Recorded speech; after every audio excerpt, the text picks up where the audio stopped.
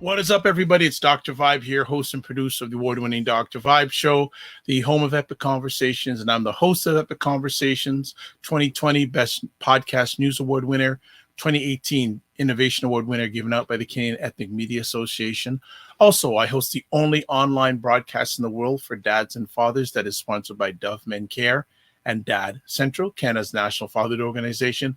I am also the board chair for the Global Food and Drink Initiative, which is a multimedia not-for-profit that is dedicated to showcasing Blacks in the diaspora that are doing their thing in food, wine, and travel. We're broadcasting live on May 8th. All that other stuff you said, forget about it. We're here, Staggers state of things. I don't think there's any conversation like it, at least in America, and I'm beginning to think in the world. So let's bring on the wonderful ladies, Aisha K. Staggers, and also Jill Jones. Hello. Hey, how we doing? Good. How was the week? Pretty good. Oh, it was a week. Yeah. Mine was great. I slept, as I told you guys before, after my second COVID shot. All COVID shot it up. I don't know.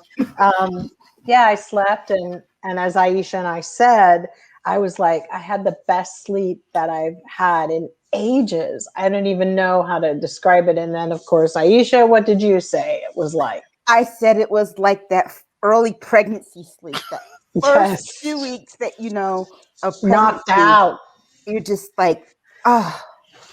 How to leave me out of a conversation in 30 but seconds. But now you guys will know. Now you'll know what it's like. It's like, I heard a few people like going, yeah, guys, particularly, I didn't know I was really tired. And it's like, oh, wait a minute. We know about that. So yeah, like enjoy it, take the day off, get in your PJs, make an event of it, eat, watch movies. You won't finish the movie. But it's just great. Put some socks on. One interesting thing though, my feet were really cold. I couldn't that was the only interesting kind of thing for me. But that could have been, who knows what was going on. I don't know if that has anything to do with it. What did they say? Cold feet, so I wouldn't tell. Warm heart. Or cold heart, warm feet. I don't know. So no, it was great. I just made it. My husband and I just made it like an event. Like we stocked up. We had our drinks of juice. Like a party. Absolutely. It was just like we knew, like, okay, if we get anything, but it was so relaxing. Turn the phones off. Was really much needed. I think we should just do that every week or at least once a month if you can. Just do that, walk outside without a phone or nice. Turn it off. It's nice to do. I had my second one last week, so I had the same experience. I spent 3 days just, relaxing and just enjoying the sleep. Yeah, me too. I loved it. Nice. Well, I just want to quickly before we get started, people are already shouting out Jen Meyer saying hello, Dr. Vibe, Aisha and Jill. Hi, Jen. Hello. And also Chris saying hey, good Chris. evening, Dr. Vibe, Aisha and Jill. Ladies, a very happy Mother's Day to both of you. So yes, happy Mother's Day to all the ladies out there. And so you both had your shots, so you're both good to go. Yeah, so that means that you're ready for tonight. Absolutely. Yep. Okay, let's go after it. And this first story, when I sent it, I think the ladies were sort of maybe a bit taken aback, but not totally surprised that Derek Chauvin is filing for a new trial, which to me is not overly surprising, but so what do you ladies have to say about it? I think he's a punk. Oh. And I'm going to tell you why. Because the reasons and the basis that he's filing for, like the first thing is the juror. What are Black people supposed to do? Like not be active in things? Because the juror went to a Martin Luther King Day celebration march on Washington. Well, obviously they knew this, and his lawyer agreed to that juror. What is he talking about? This makes no sense. It's like basically he's crying reverse racism. That's why I think that it's a punk move. It's like, if you're gonna go for a new trial, go on like some solid basis. The fact of the matter is that your team presented a poor case. The thing that you should be going after is saying that, look, I had bad legal representation. At least that sounds like it could be a sound appeal. But right now, picking on a juror, punk move. Yeah, I don't think it was probably the wisest thing to do, but what's worrisome, what should worry him, is that his attorney couldn't find basis of anything that the judge had done inappropriately through the trial. That's typically how the appeal process works. If there was some ex parte communications, if there were different things that weren't allowed in discovery. But the fact that this is how they position themselves, it's very weak because of the simple fact that his attorney did actually okay the juror, but also it begs to question, maybe they already knew this juror's background, and we're just always keeping that as an ace in the hole. So there should and probably will be some discussion moving forward. But that being said, let's not forget that the feds came along and have charged Derek Chauvin with a federal crime now.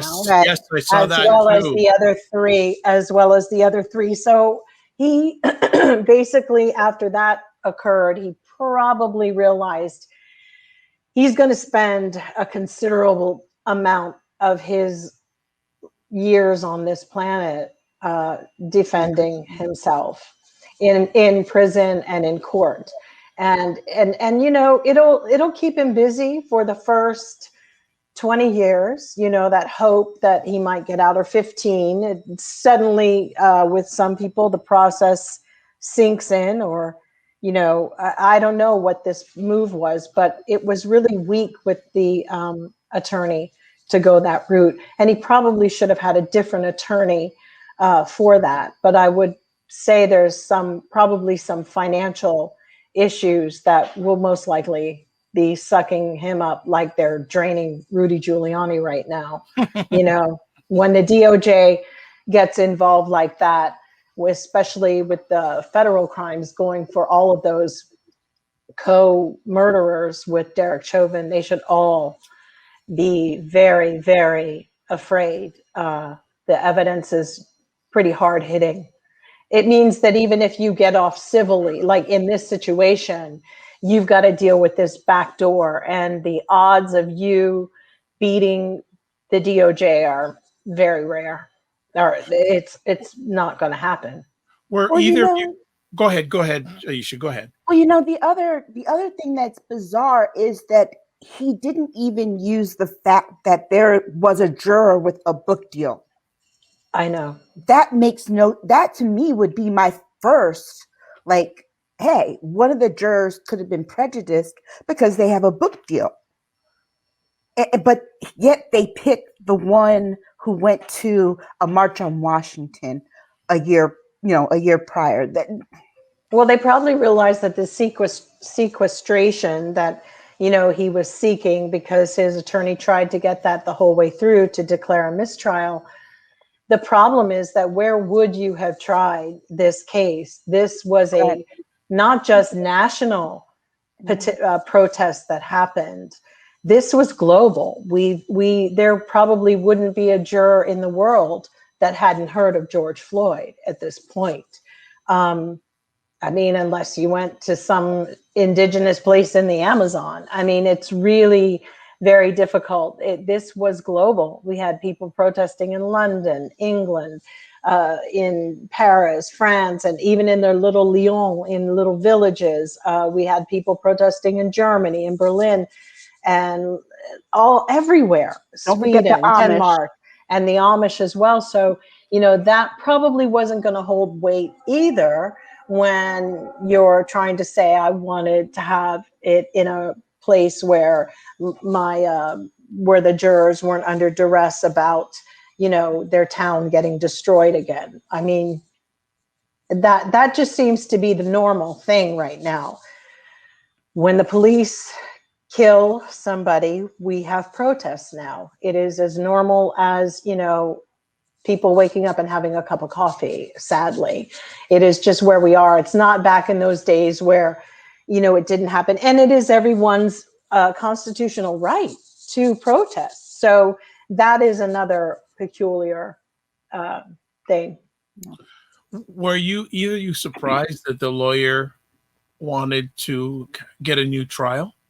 No, because when he kept asking for a mistrial, typically you have to, even if let's say you went pro se, you have to, in the middle of whatever, even if they're talking about anything, I want a mistrial, I'm motioning for a mistrial. And the reason that you do that is because you are going to go for an appeal. And everybody pretty much has the right to go for an appeal. Very rarely are the appeals denied in these rounds. People take their appeals all the way to the Supreme Court, as we saw with the poor gentleman of mistaken identity who was given the lethal injection. Right. He was turned down at his very last appeal, which resulted in him, the Supreme Court denying him, leniency or even just a reprieve, and they killed him with lethal injection. Which, by the way, we not to change the subject, but that in one of the states they were trying to bring back the court-martial firing squad. And today I actually heard that the reason for this is that a lot of yes, they're out of the medicine. The firing, that also the pharmaceutical companies don't want their medicines attributed to that. And these last, they've been buying them in batches, like, I guess not counterfeit, but in a really weird way. They've been buying these combinations. So they think it's unethical. The big pharmaceutical companies do not want to be involved with that part of it. So I found that quite interesting that so the greatest solution of the greatest minds in America running government thought that firing squad would be back. I'm waiting for them to start bringing back stoning. It did 13 minutes and 23 seconds. The first singer.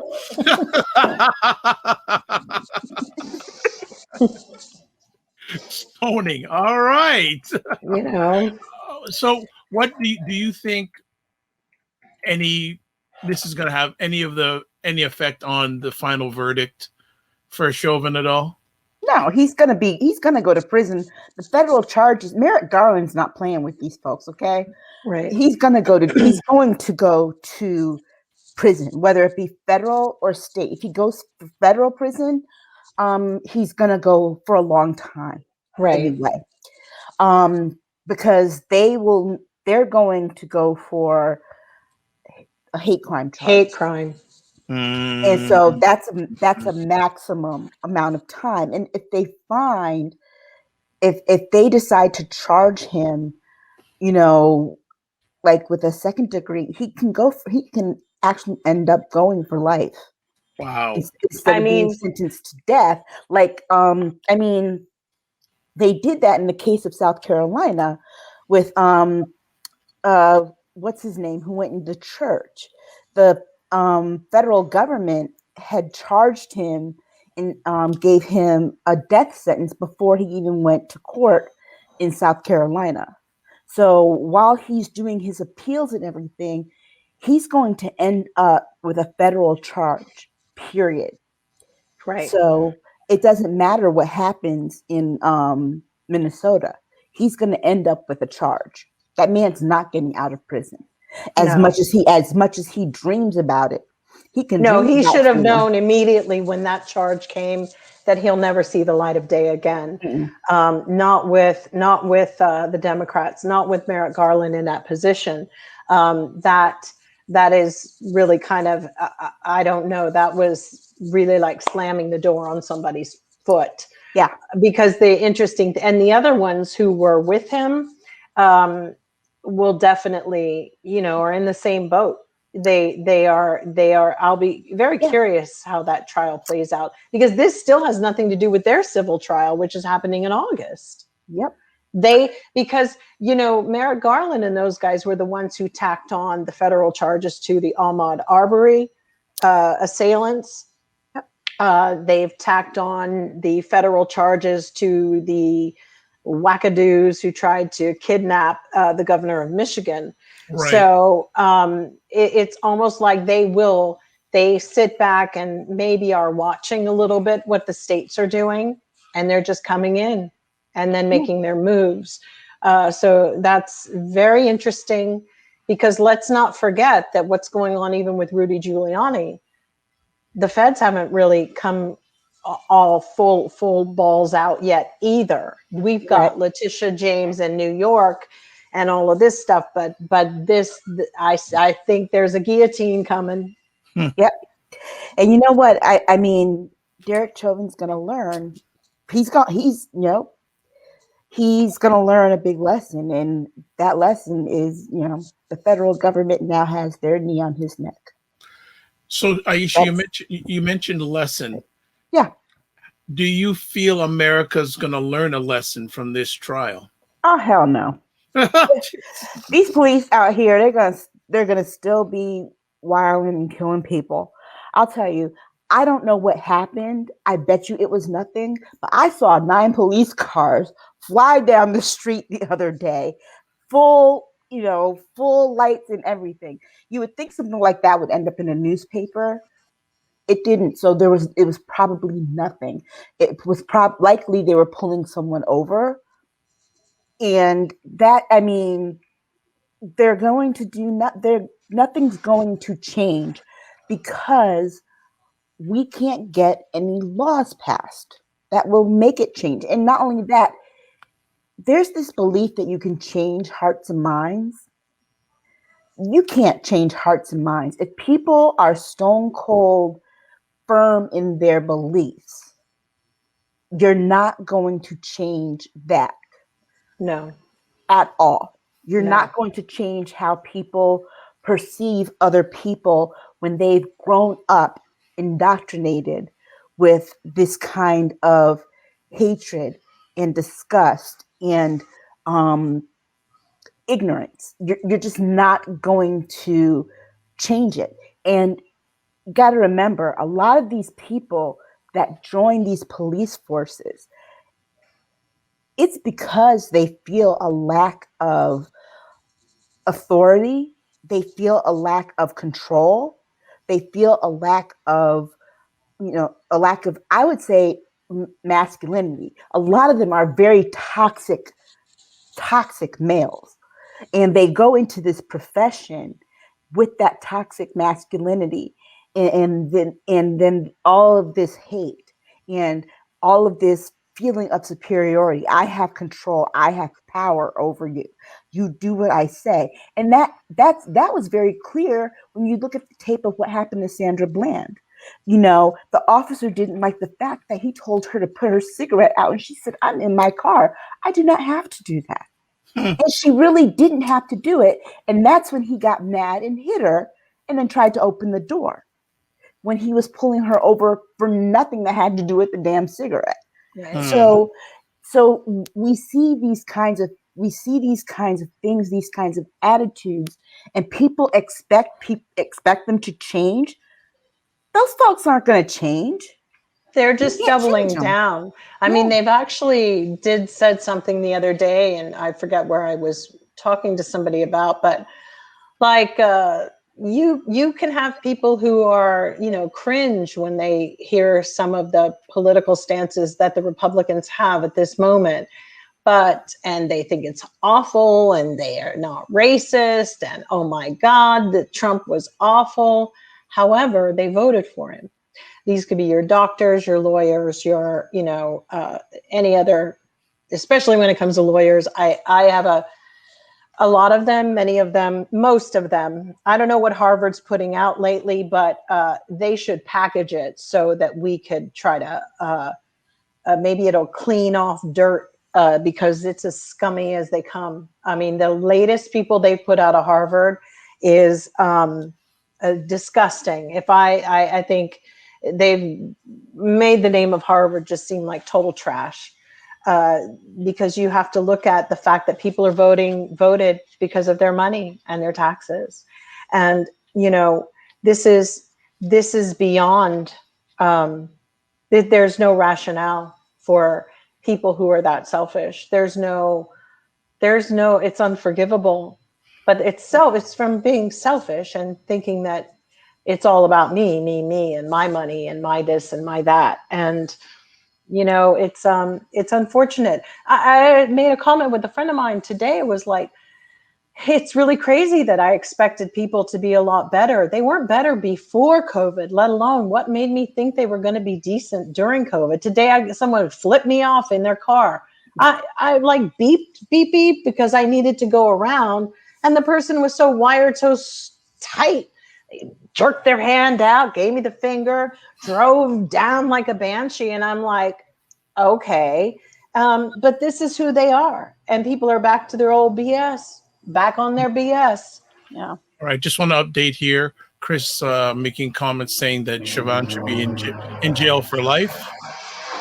Yeah. And also, Garland does not play, thank God. I'm very glad there are people like him and Tish James. It's been a long time coming. Mm-hmm. Black Beauty saying, and to Aisha, not only got to correct the spelling there. And Jill's point: too many members of law enforcement are darn comfortable being nefarious racists. They're comfortable. I mean, we've made them uncomfortable when we protest, when we speak out, but it still doesn't prompt change. And, you know, I told one today, you need an exorcism because I don't know what is wrong with you people. Like, it's beyond anything. I was like, I don't know what principality is running you, basically, but you need an exorcism because that's really the only thing. I look at this party and the Republicans and all of these racists that are so proud of it, and they're doing the Heil Hitler and all of it. And there's just, it's despicable. And really, it is about shunning them. And when we do get to talk about the COVID vaccine part, we will be discussing how this is going to actually transpire, and they're going to lose their SH, you know what, when I tell you what's actually happening in corporations about the non-vaccinated people. Yeah. And we're just going to get, I mean, the thing is that there, you know, you take one Chauvin off the street and there's 10, there's like 10 more in their place waiting to happen. Because you think about it, the federal government, the reason he's not going to get out is because the federal government is using his past record, that record of him choking the 14-year-old as evidence. Right. It's going to come up. And they chose not to use that in this trial. If he gets a second trial, they will be able to use that now because that will just seal his fate. So I don't know what he's thinking in terms of getting another trial, but they're not going to change. And unfortunately, there's going to be more. There's going to be more. There's going to be more Chauvins. There's going to be more deaths. And until we see this as it's a national problem that has no solution. Right. Okay. Chris is saying, I think Max von Sydow passed. # exorcism. Darn. Well, then we're screwed. Oh my goodness. Well, folks, and again, we appreciate the people who watch us live and the people who watch or listen to this on the replay. And just to FYI, people, this broadcast is being played in an online station based in New York City. It's also replayed on an online station based in Phoenix, and it's also a featured content on the Good Men Project, one of the most viewed sites in the world for men. So they are all over the place in a good way. So thank you for your support. And before we went live, we did talk at the beginning that you've got the vaccine, but there seems to be more and more misinformation spreading about the vaccine. What gives here? People are crazy. Yeah. There's this rumor about vaccine shedding. And that you can, like, if you stand next to a vaccinated person or you're in their presence, they'll shed the vaccine on you. But they didn't believe in it. So why did they care? They didn't believe in it was a hoax, right? So what do you care? Yeah. What are you going to get a mystery shed now? Right. They didn't believe in it. So they don't know whether they're coming or going. I'm telling you, they are, something inhabited their bodies, and that's who we're dealing with. They didn't care. But these are their brains were their souls were eaten. There's somebody else. These people are not real. These are the same cycles that'll get their kids vaccinated, though. It's like, okay, so what about your kids shedding the chickenpox vaccine, or the measles, MMR, the MMR. Yeah, what about that shedding? Right. They have no logic. Then Orange County is full of women who go and get botulism injected into them so they can stay and paralyze their muscles so they can look younger. Meanwhile, but it's been proven. There's articles linking that to MS and ALS and different things. So, but they don't care about that. They really don't care. It appeals to their vanity. All of this is actually rooted in vanity in some really sick way if you look at it. But like I told you, in corporations, the HR departments are now coming to conclusions that mainly in order to keep their workers safe, because, you've got a big problem here. They don't all want to work from home. There are real estate, there are commercial real estate companies that would lose their absolute pants if everybody just decided to stay home. Clearly, the IRS is not set up for giving people the breaks that they need if you're running your work from home. And number two, it's like, so they basically said they will probably be renting out extra floors for those people who are not vaccinated, and they will all be working in those areas. And the vaccine inoculated people will be working in another area, which is fine for me. And when they need to do Zoom calls or have meetings or in a conference room, they can Zoom in, because people like me or other people who have taken the time and I guess the risk to go and do this, I resent you trying to no, you can't get cupcakes on Thursday. No. Well, you know what? You don't get Cupcake Wednesday. You know what? Have your separate floor and be happy with your brand new diabetes, because that's what they said. That's a new study that came out, that people who get COVID, who have diabetes, it's worse. And if you've never had diabetes, they're showing up with new cases. But then you've got these COVIDiots who are over here talking about how. What did you call them? COVIDiots. Okay, all right. Who have these things. They're upset because these two women said their periods were heavier. Just two scientists said their periods were heavier after getting the COVID vaccine. And so all of a sudden, these jerks decided that, that means it'll make you infertile. How'd you jump from a heavy period to infertility? The same way they jump to put on a bigger pad. That's all you got to do. It's like, it's not that hard. No, the same way people have jumped to this whole thing like, I got a fever when I got the second shot and whatever. And I'm like, let me tell you something. You do not know what heating up is like, ladies. And they're all like millennials until you hit 50. When you hit 50, that internal thermal energy that's going on it really is not from the shot. It is not. It is that you have hot flashes. These women don't even know what that's like. So a lot of people just are moaners and whiners. And I've also noticed that the majority of these people are lonely. They're attention seeking. Most people are just, have to comment TMI, always talking about something.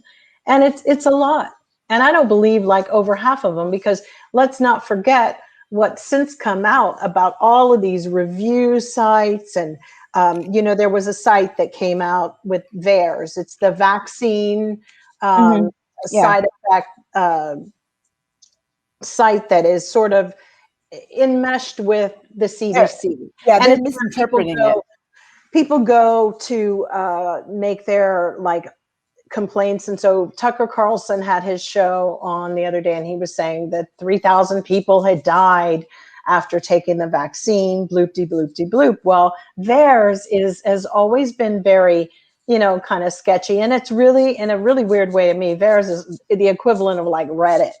It's like, it's not unverified information. It's when people go on and start talking about, my toe hurts, I think it's from the vaccine, and they'll keep it. And in fact, there was one guy who, just to show how this site works, he actually went in and said he took a pill and it turned him into the Incredible Hulk. And it stays on the site.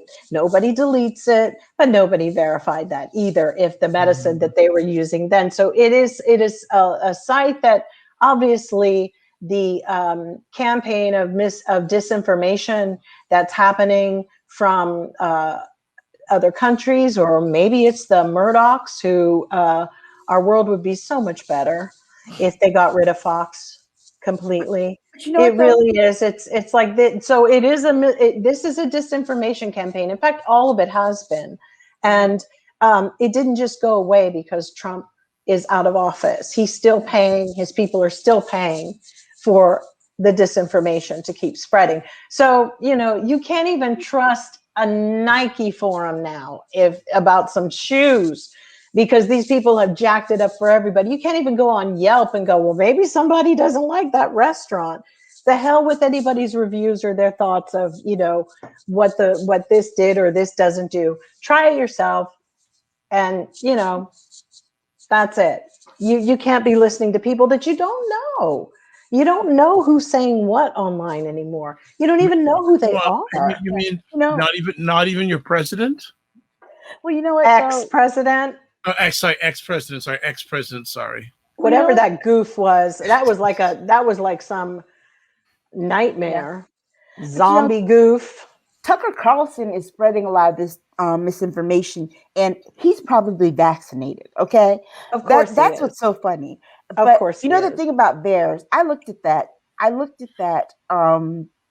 bit of misinformation that they're spreading. They're spreading it, and they haven't even really read it, because the thing is it's talking about all vaccines between 2017 to the present. So COVID didn't even come out until 2020. Exactly. So it's not even the COVID shot that they're talking about. It's all vaccines over a period of what? 4 years. And you have all these anti-vax people who, I get it. It's appropriate. It's actually appropriate. 3,000. But let's not forget that Jenny McCarthy, remember, was the one who really got a good movement on this anti-vax thing, and was saying her son was autistic, and it was caused from this, and it was caused from the vaccine. Well, now, what is he now, like 25? Or no, he's like a teenager, or he's older, but he doesn't have autism anymore. And guess why? Because she cured him. I mean, and then you have people then selling their stuff. It's just, you can't, this social media experiment has been, is just mind-boggling. It is mind-boggling that we take the advice of people that make a living by hawking things, whether it be a vitamin or this, and and unless you go and you meet with them, and okay, you have every right to believe.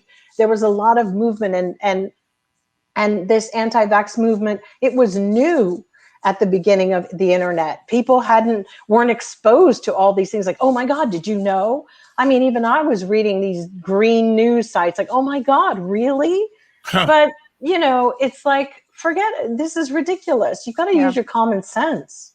Just pure common sense. But you got to remember, these are the same people who fell for the whole, my kid is ADHD when they really weren't. It's just that there are kids who are legitimately ADHD, but then there were a bunch of parents, like in the early 2000s, who who either didn't feel like they could control their kids and not realizing that their kids were being kids. And it's like, okay, they didn't have the patience as parents to really engage with their kids. You know what I mean? And I know someone who did that with their kid with the Ritalin.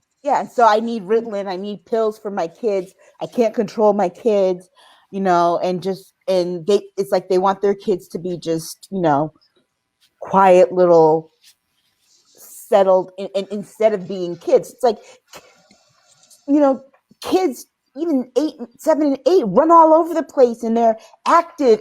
That's part of childhood. But there were those parents in those early years, but they're also the same parents who give their kids a handful of Adderall before tests.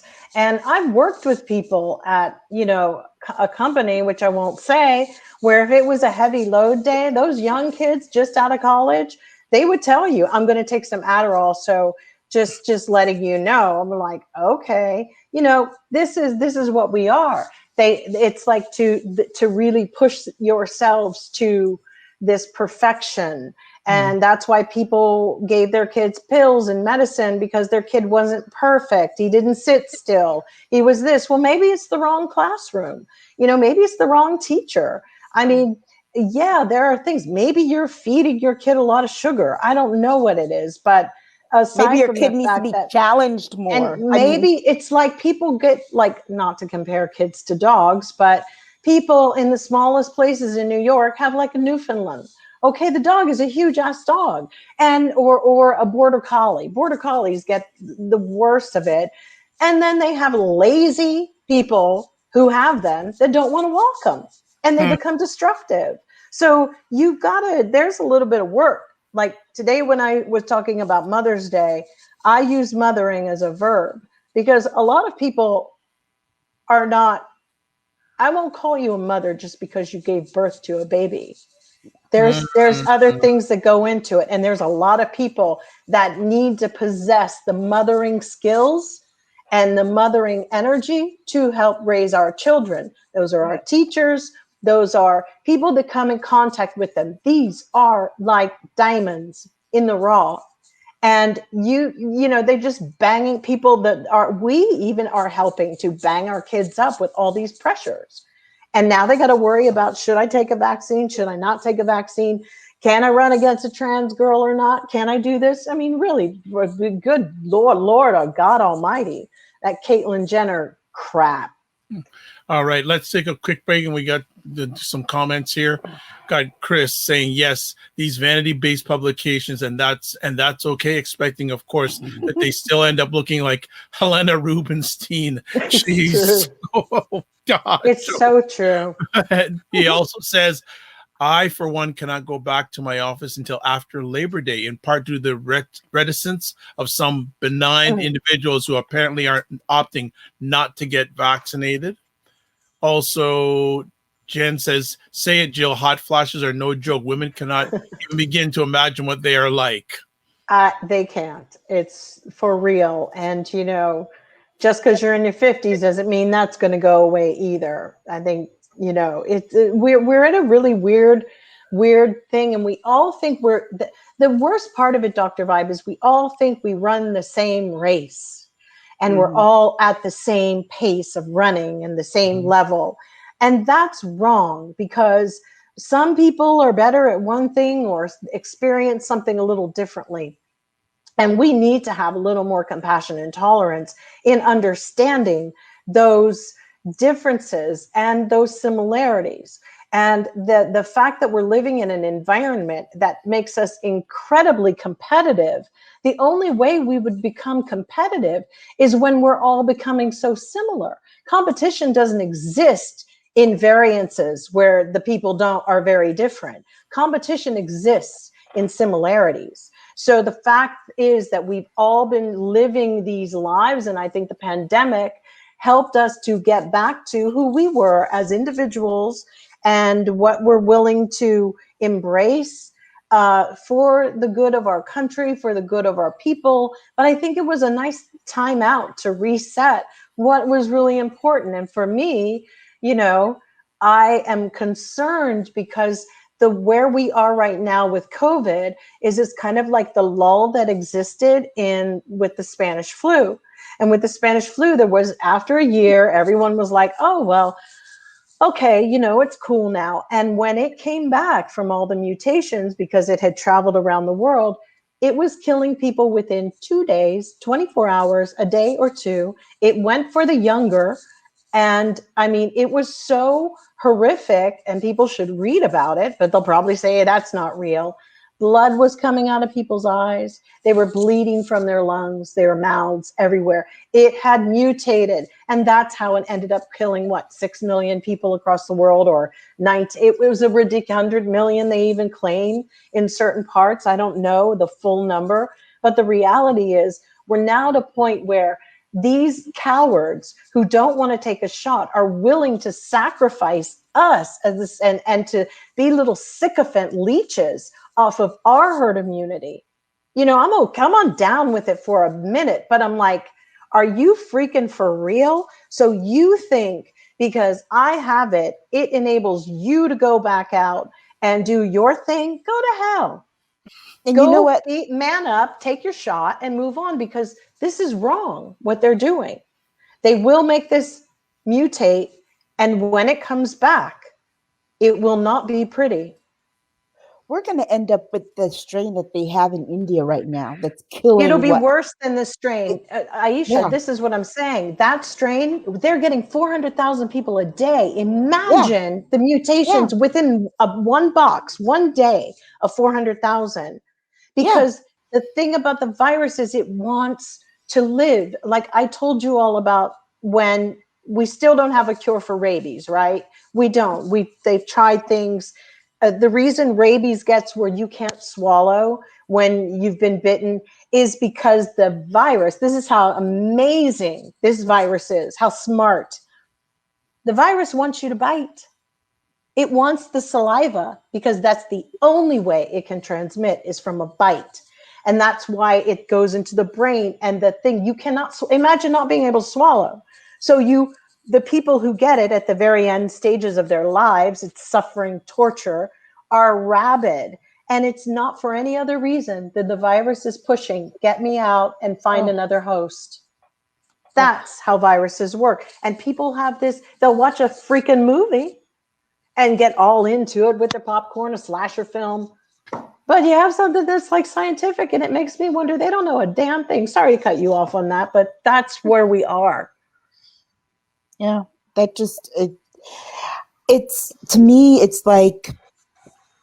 actually very scary. My state opens up completely on the 19th, and we're at 50%, and Chris knows this, we're at 50% of adults vaccinated. Wow. We're the first state to reach that. Nice. So our governor thinks it's smart to open up completely. Maybe 80 would be better. Well, see, now both you ladies are way ahead from where I am, because in the province of Ontario, we're in lockdown, at least, as I said, till the 19th, and they're thinking about extending it and only doing limited reopenings. As going like the school year is done. That's done. Right. That's done over with. So we'll see what happens with this. Also, Chris is saying, so true. I don't believe we are done with COVID. Far from it. Frightening times are ahead if we don't wise up. And he says, Aisha, right? Opening up all the way. Why? Yeah, I'm going back into quarantine, but he's opening up all the way. they're doing this little tri-state thing between him, Cuomo, and the governor of New Jersey. So they're opening up all the way. Well, New York City's opening up all the way, and Jersey's opening up all the way, and Connecticut's opening up all the way because there's so much inter travel between the three. It boggles the mind. Well, it's so interesting that the countries, they would say, oh, well, America's doing better than a lot of the European countries and Canada and wherever. But the interesting thing is financially, the European countries have sustained better than we have. Now, some would say it's because the technology that's been used with remote work and remote access, that's been going on for years in these other countries. So they were already prepared for their infrastructure, was already set up for that. Then secondly, you have there was already a cushion of knowing that people had access to certain monies, or some countries better than others with healthcare and whatnot. But I also feel that there is a general concern with watching and seeing old guinea pig America and see how well we do. Because now that everybody's pushed back on the waiver of the vaccines, the patent, it's a little bit, and Germany was one of them. Angela Merkel came out and everybody was like, oh, Angela, but Angela could be a real beast if she wants to be at times. I mean, America falls in love and it was Angela, but there, she's no joke. And a lot of German people don't care for her either, because that came down to money. And that comes down to what all of this is now being tallied up. And it's unfortunate. But, if people don't learn to take care of themselves, we have a serious situation with Brazil and a horrible one with India. Yeah, Brazil and India are terrible. Yeah. And I think there's some kind of traction that's starting to happen in an Asian country, and I don't remember which one. They're seeing some things. So, the mutation could have already been occurring and is moving, Taiwan, I think maybe one of them. So we have a ways to go.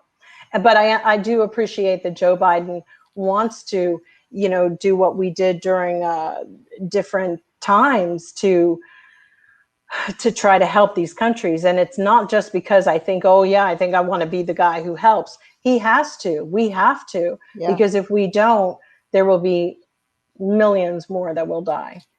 Okay. There's this one thing. Go ahead.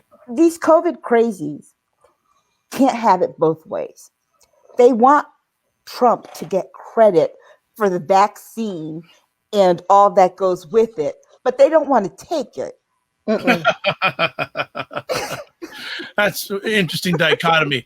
Jen Myers is saying a lot of people in Ohio are not even going back for their second shot. Scary that they do not care to do the right thing. Black Beauty, Aisha, is the East Coast better prepared to vaccinate than other states, since your state is at 50% of the population vaccinated? So that's a question for you, Aisha, about the East Coast being better prepared. What are your thoughts? I think we are. Connecticut really went gung-ho on advertising and getting people to vaccinate. It's like, the churches are just working, but we have this Yale Health is pretty much statewide. Mm-hmm. And because they are statewide, they control a lot of everybody's health. So that was the movement. And so they had clinics all over the place at different locations. So when there was this one system that you logged into through the state, and I forgot what they called it. You logged into through the state, where you could get notifications about openings and make appointments and schedule appointments. We have that here. If you are a patient, we even have pop-ups here now. Yeah, That's and good. if you're a patient at Yale, you could schedule through the website that you make your doctor's appointments through and go through there. And then there was the different clinics, medical clinics you could schedule. Just go online and schedule. And so there was a coordinated system statewide for people to be able to register to get their vaccination. So I think because we have that statewide kind of coordination in our healthcare. There really are only like 3 healthcare systems in the state. Large corporate healthcare systems in the state. They coordinated with each other to get the word out and to be everywhere. So, it's like they're at high school. They'll go to high schools. They'll go to churches. They open up COVID clinics in community centers and Right. With the senior elderly. with the elderly. They'll go to the elderly homes and open up a COVID center. They'll go. They're opening up everywhere so people can get to them. They're accessible. Right. They're very accessible. And so for that reason, I think that at least here in Connecticut, that's why we've been able to get to the 50% because of that coordination and because of the accessibility. Okay. Well, we'll continue to keep on the COVID watch because something tells me it's a long way from over. We still got ways to go. We do. Next conversation piece, something that's been, it's not leaving the news because it's going to be a critical element for many years to come in America. Voter suppression in America. These Republicans are wilding out. They just... Oh no, I like the wait. Is it the ones in Texas or the ones in Florida that put the law up? Decide. If I can just interrupt before we get to that, more conversation on that topic. Chris is saying, truth, Aisha, and as Yale University is their own entity, they lowered the boom and said that if students do not get vaccinated, they cannot return in the fall. I received my shots through the same network you mentioned, Aisha. Same with UConn. They're saying that the colleges are saying that students have to be vaccinated. Okay, so let's get back to voter suppression in America. Why? I know why, but the Republicans are really trying to shrink the game. No, but that one state played itself. Which state was it? Was it Texas, or was it Georgia or Florida? It was one of those 3 states where it was Florida. Florida made the mistake though that they kind of short-sighted their own voters. they put that thing in. So now the elderly and the military, who usually vote for them, are gonna be subjected. Exactly. They don't realize they're going to take away some of their own votes. But they said they knew that they were doing that, and they're worth the sacrifice. But it was so funny when you look at the conversation that they had, and it was like, oops. It's like, who was the one that said the purity law, which was an old Jim Crow term? Oh, that was Texas. Yeah. I have a difficulty with this because for me, shouldn't every American who is legitimately American have the right to vote? Yes. That's how it should be. Mm-hmm. However, that's not how they want it to be.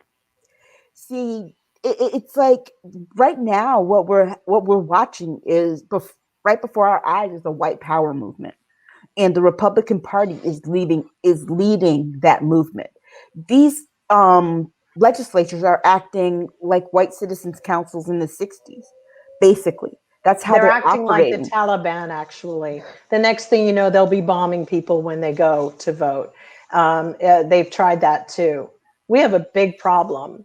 They've taken all their cues from, the Taliban, as far as I'm concerned. They are terrorists, and it's horrific that what they want to do with voting. You're right. It is the Ku Klux Klan. I don't know. Maybe the Taliban got it from them first, because these people have always existed. Unfortunately, I don't. It's an abomination. Yeah. And the fact that we're all so silent about that is very, very shocking to me. Yeah. People should be in the streets about this, because the fact of the matter is that when you restrict people's right to vote, it's like you're not just impacting Black people. This is the line in the sand of like, I'm not going to any Republican stores. I'm not going to talk to anyone as a friend if they're a Republican. This is the big time. See, everybody was expecting the Civil War to be, it's not being fired. There's no gun. There's not a gun that's gone off, but this is a war.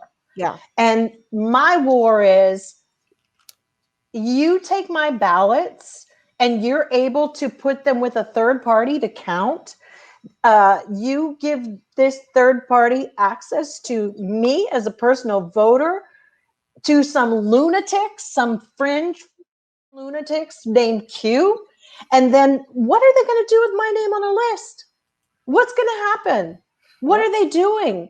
They said they're going to go and knock on people's doors to verify. I wish you would show up to my house. You're going to be very sorry.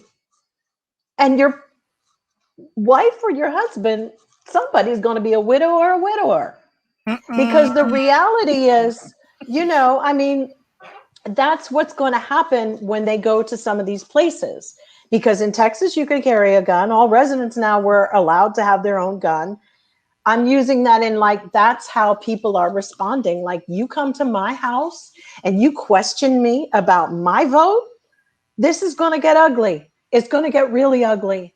And people better beware. There is no reason a third party should have access to people's private information when you vote. That is against our Constitution, our rights. We don't even have to tell people who we voted for because of the discrimination. I mean, this is outrageous what they're doing. Here's our problem. And I don't believe that people are still sitting at home. Like, they don't even have to fire a bullet anymore into people. They just take away our rights. Yeah.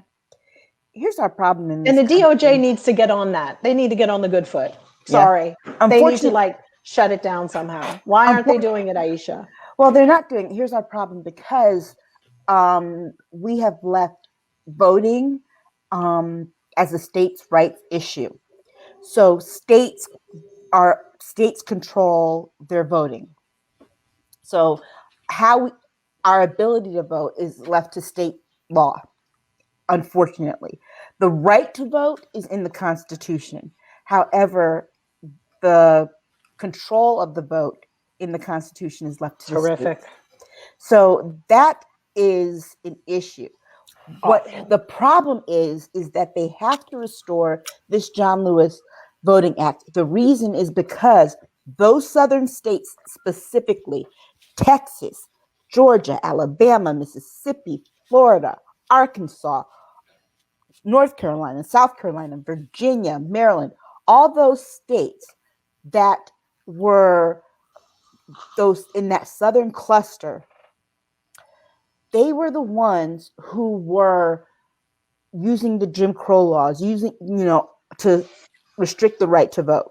Right. So that when they stripped the Voting Rights Act of all those amendments, they allowed for this kind of thing to happen. Horrific. Because on the federal side, the federal government had oversight over those particular states because of their past history of restricting people of color to vote.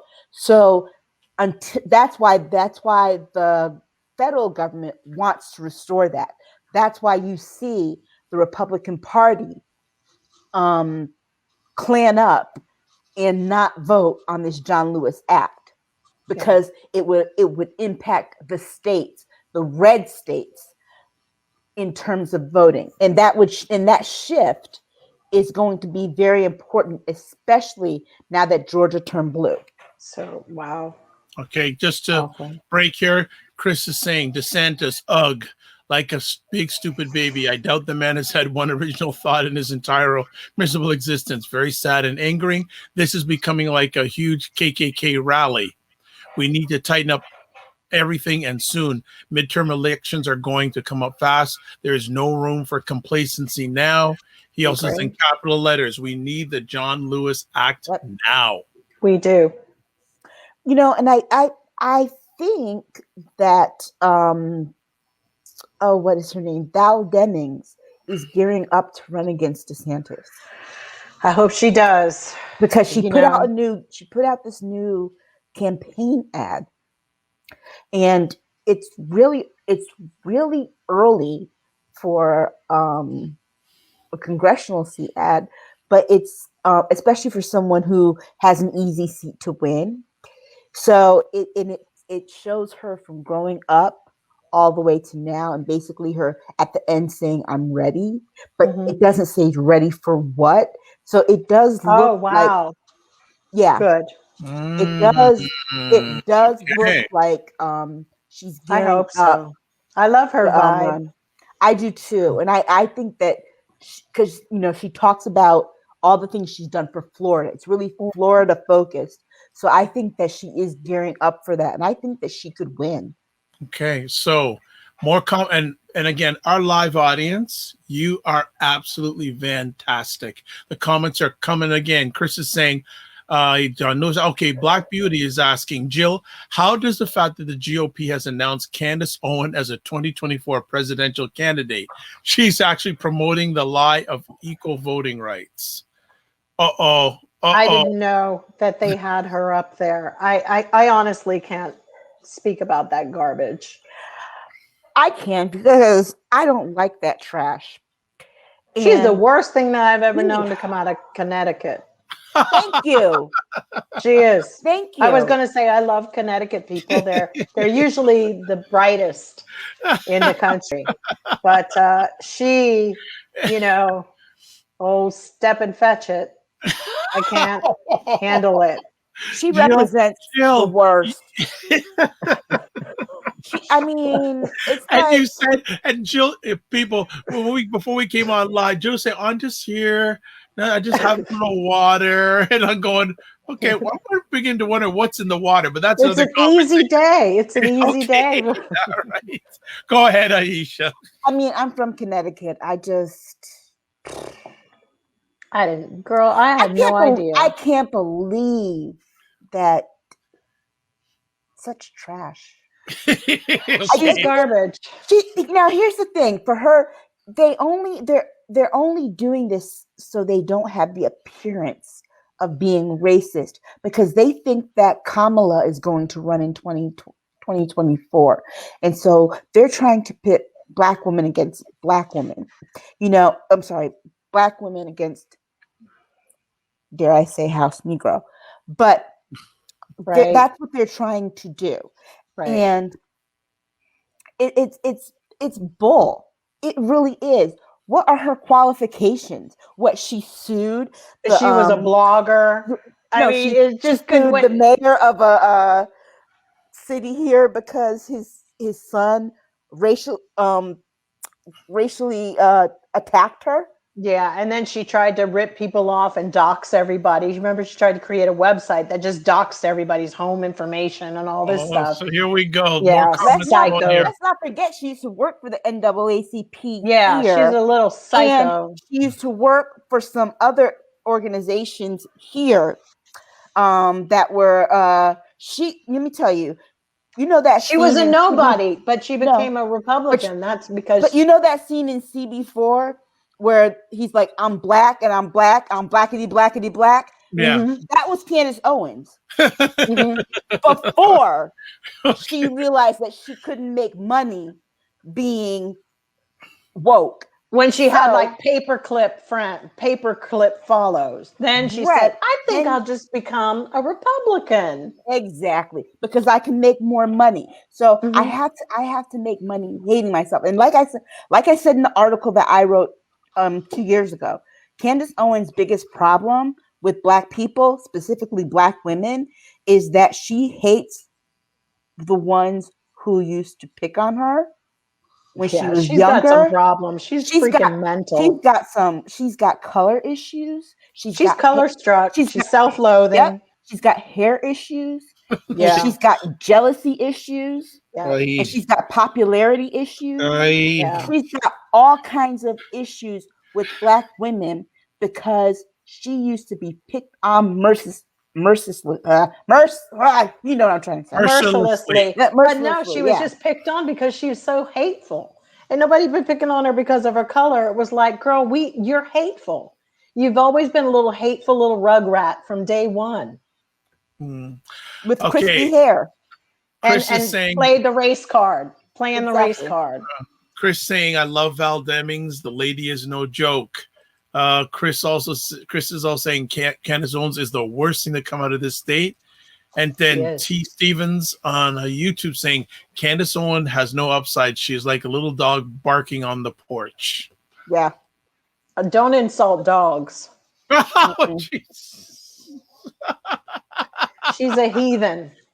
She is. Look, let me tell you something. She is a heathen. She's another one. If that baby that she had come out with any kind of brown, her baby is Jill's complexion. Oh, but some of those babies darken up. If that baby had come out with any kind of brown, let me tell you something. Candace Owens wouldn't be flaunting it. Well, she still doesn't want to spend time with her kid. She's clearly online all the time. She's a new mother. She's got a TV show. Yeah, it's like, give me a break. Please. You know what? We hadn't brought Ms. Candace Owens up for a while, so man, it's been a minute. But you can tell, audience, that where these two ladies stand when it talks to Candace Owens. Okay, continuing on with the Republican Party. Republicans bet that 45 is more popular than principles as they turn against Liz Cheney. Why are they so much against Ms. Cheney? Because she spoke out against Donald Trump, and he's had it in for her since the insurrection. She definitely has tried to thought wrong, incorrectly, that she could work this from the inside. And what people are not understanding is that all the Republicans who seem to be mad about Liz Cheney, who really didn't give a damn about us either, it's always, I think it's great that I will stand by her for speaking out and up. However, if she's smart, she'll try to start a different party. And if the Republicans who don't have a place anymore in this party just take a break for a minute and just try to build an actual solid party and get the next in 2024, it'll go back to the Democrats, but just revamp themselves, they might be able to bust up Trump's people, because there are a lot of sane people still in the Republicans, like going, okay, I don't know where to go anymore. And they're not going to come to the Democratic side. But if they were smart, if Liz were smart, she'd start a party, she and Romney, and they'd move the hell on and take the L for 2024, but really lay a foundation for the Republican Party to rebuild itself and help to purge that old orange stuff, because otherwise they're just it's gonna lose. You cannot work this on the inside. How dirty you have to be on Trump's side, it's a filth you'll never get rid of. It's a stench. So this little Elise Stefanik, she's got the stench now. And she's as hungry as Eve Harrington and All About Eve. Threw old Liz under the bus. I want her job. And you can see that hunger. These are people that they're the lowest of the low. They have, it's important to rebuild a third party for the Republicans to go to, a decent party, because I don't know what they're going to do other than keep voting for the wrong people. There are no good Republicans, but Liz and them are going to have to show us, because staying there makes me think you're just like them. So the hell with you. Well, and she should just vote all Biden stuff while she's in there, just for the hell of it at this point. Vote, vote, vote, vote. Yes, yes, yes. Well, I just want to Go remind against her people. party. I just want to remind people that even though she spoke out against this, Liz Cheney is still an awful person because she voted with Trump 97% of the time while he was in office. That I have to remind people of that. However, what she's standing up for now, we have to put this all in context. Exactly. Her father was a old school Republican. Okay, so she's taking those Republican values, and she realizes that the party that it is now is not her father's Republican Party. They don't Okay, respect any of them anymore. and they don't respect anything, and it's like they take their values. For example, when they say family values, now it usually is a coin phrase for racism. Yeah, For white values, white people. It means right? Ku Klux Klan. Exactly. Whereas before it used to mean things like, like when Clinton did Monica Lewinsky, that was against family values. Okay, Right. That was family values, not, well, these people getting killed by police officers just don't have family values. That's what they're talking about now. So it's not the same party, not this, and the fact that they're not changing their platform for 2022 is that they're using the same political platform that they had in 2016. And that also has to be a problem for someone who believes in the old school Republican values. Absolutely. This platform is the Trump platform. They're still using the same platform. And the thing of it is that platform led to an insurrection, and she can't live with that. Okay, Mitt Romney can't live with that. Right. And the people like Lindsey Graham and others the fact that they can live with it is very scary, because for Lindsey Graham to say that the party cannot move forward without Donald Trump is really scary for a party. It's like basically you're saying he is controlling a party where he is no longer in office. And the judges, he's still like a president in a very weird way. They don't refer, and it's funny because they don't refer to him as former president. Yeah, they say president. Trump. They call him president. And notice the media follows suit.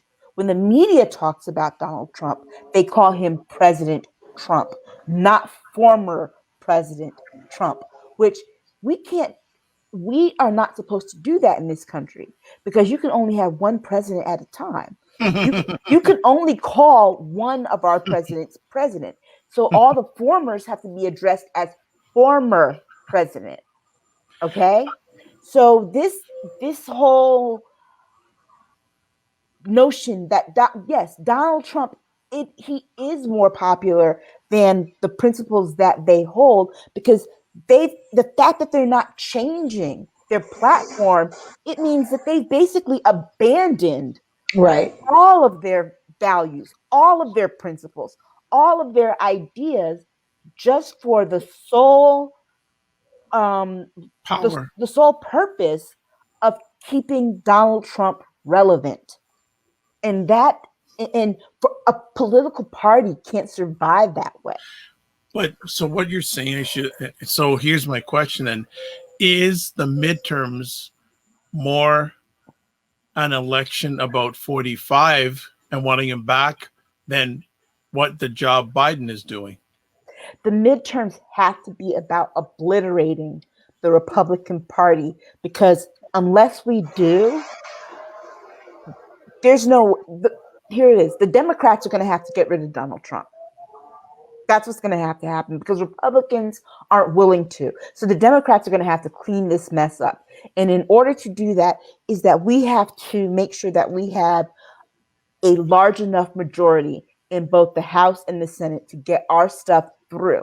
And the more we get our things through, the smaller Donald Trump becomes. Okay. In that party. Jill, do you want to add anything on that before we move on to our next conversation? I just wish that, the Biden administration would just finally stop this narrative that we have honest brokers on the other side of the fence with the Republicans, and we don't. I think it's time, unless Joe is going to gut them like fishes later. But if he does that, I really want to see it. He's got limited time. His time is ticking to do that. To start it's just, for me, it's like, if he doesn't just, after what Mitch McConnell said, his mission is to block us, to block him. I mean, Joe, if you're listening out there, at least stand up for us. I mean, as human beings, Mitch McConnell's supposed to be in there to work for all Americans. And if he's putting that, I'm sorry, we need him to, and Chuck Schumer, either get off the pot, because I frankly cannot take Mr. Glossy, Mr. Jazz hands. I can't handle it anymore. I think Chuck Schumer, blah, blah, blah, I can't handle it. I need him to get a vagina. It's the strongest thing that we have. It's stronger than balls. I need him to get tough, because Chuck Schumer is doing nothing up against Mitch McConnell. And I know, we're not behind the scenes to see it, but they are not honest brokers. They are telling us that. And every night it just leads to more torment and terror that they're going to steal this country again. And we're going to have that jackass back up there. And when he comes back, he's going to be just like COVID, but worse. Yeah. I'll say this about Chuck Schumer. Chuck Schumer is the least worried person right now, because he played chess early on. He was, last year when Mitch McConnell was in charge, he didn't use that, what do you call it? It's I forgot what it was called, but he didn't use something that now the Chuck Schumer got two of them. So he got to they got the first COVID package passed on that, and he's getting to use the second one. So the second one, they're trying to put the John Lewis Act in. They're trying to put the filibuster, to end the filibuster in that, and infrastructure.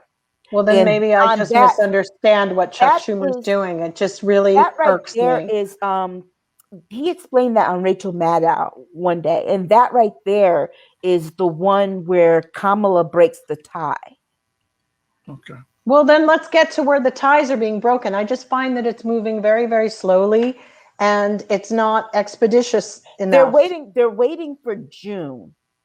Something's supposed to happen in June. So they're waiting for June. And I don't exactly know why, but they're waiting for June. All right. Jen Myers is saying completely on point, Aisha. All right. Well, last conversation piece. Black Beauty is saying, is Aisha talking about reconciliation? Thank you.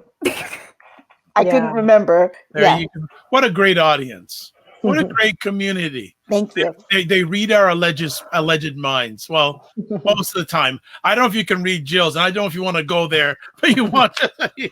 Yeah, they're trying. That is why they're waiting. They're trying to get as much as they can that's not getting passed through the House and Senate into reconciliation. So that's why they're waiting. They're trying to see what doesn't get passed, and they're going to stick it in reconciliation. Thank you for helping us out, audience. We love you. Thank you so much, Black Beauty. All right. And then we end off with another name we had not heard from a while, but he's back. Mitch McConnell. You just mentioned him. And Joe, I was going to say what you said about him not wanting to lay through. Didn't he say the same thing about Barack Obama? He did. Yeah, he did. And I cannot understand why I can't turn on my television and just see him being rolled down the middle of the road of a freeway. I mean, he needs to Is find that back too his much to turtle ask? shell. Like, I mean, why is he still there? I mean, why? The turtle of the turtle of the Senate. And he's an insult to turtles. You know, he's a horrible human being. They've had this blueprint for a long time about getting the states involved, Look at getting that all of this. turtleneck. Yeah, I mean, he's just a very unfortunate old, I don't know. But my whole point is, what is going on? I mean, I need a little rejuvenation from Biden's administration. I need them to give me something. Give me somebody's head on a plate. That's all. Just please. Mitch McConnell. Salome got John the Baptist. I think we should just be able to say, serve us up one of them every month. It keeps us going. It keeps us going. We fought like hell to get the Democrats in. We fought like hell. I gave money I didn't have. Yeah. And I'm sorry. I need more. I need some in there to deal with these people. I don't care if they have to go out and pick up a chair and throw it at each other. Throw it at Mitch McConnell. Do it. Do something. I need it. I need to see the passion for us who got the Democrats in office. We worked like hell during a freaking pandemic, and we did it. And what I'm getting back is just not enough for me. I'm getting this lukewarm, tepid kind of, okay, yes, the bills are getting passed and that's fine. But I need people to be just shut down, like humiliated. And I don't care what they have to do it. You know, the thing that kills me about Mitch McConnell is that what he said about, we're going to stand in the way of Biden stuff is like, he says it as if he's the leader of the Senate. Exactly. I know. I mean, I just want to get a bunch of dirty socks and write down all their names and every lie they've ever told and make them sit in a chair and just make them shove these socks down their mouths with all the words they've ever said. And, it's like, just here's your word, you dirty sock. It's like, dude, you are, no, you're not the leader anymore. You don't get to say that. I know, fronting completely. It's absolutely horrible. Oh, Lord Mitch, another one. His bones are half dust. Man, so Chris, true. do you and Jill know each other? Do you chat during the week and just get your appetizers ready for the main course on Saturday nights? He and his wife both, and her making like Mata Hari. That's so true. They just need to go and take their evil and corruption with them. Remember when Mitch's hands were mummified? Oh, bless you, Jill. Bless you. Thank you. I started laughing and sneezing, and then the next thing I'll be peeing. All at the same time. So you like the Mata Hari comparison? Yeah, absolutely. This is what all this is. It's just wow. It's just shocking. I need to see something. I just need them to throw me a little bone. Like, old dust. He is made of dust. Remember his mummified hands? I know.